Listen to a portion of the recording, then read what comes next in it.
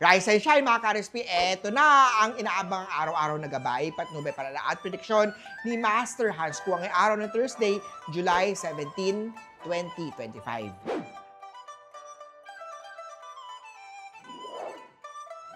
Simulan natin sa mga pinanganak ng Year of the Rat. Hindi lahat ng sweet messages ay sincere, kaya huwag basta maniwala dito. Lalo na kung online ito nagsasabi.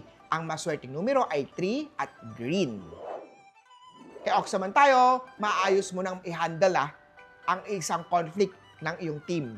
Blue at 5.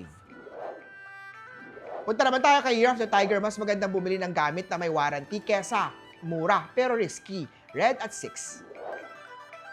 Kay Rabbit naman tayo, makakatanggap ka ng tulong mula sa katrabaho na hindi inaasahang tulong.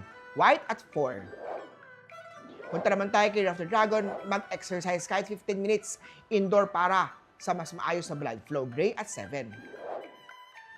Kay Snake naman tayo, may bagong role na ibibigay sa'yo. You deserve this role. Pink at 1.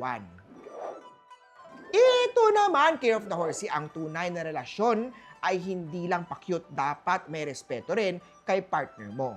9 at yellow. Kay Goat naman, huwag basta-basta pumasok sa pautang kung wala kang backup plan o tinatawag na plan B. 15 at gold. Sky Year of the Monkey naman tayo, mag-relax by listening to music or doing meditation pagkatapos ng trabaho. Silver at 6.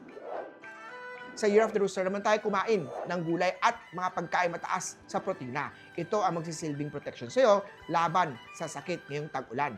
Blue at 8. Kapag may guaranteed income na posts, ito po ay dapat nating tanungin o maging maingat. At tanungin agad kung nasaan ang risk disclosure para sa mga Year of the Dog. Green at 2. At sa mga Year of the Pig, maayos na magagawa ang isang multi-step task sa trabaho. White at 7. Muli po, ito po yung mga gabay, patnubay, palala at prediksyon lamang ni Master Hans Kua. Nasa inyo mga kamay nasa lalay ang inyong tagumpay. Kaya always be positive at i-claim ang mga swerte, mga ka-RSP.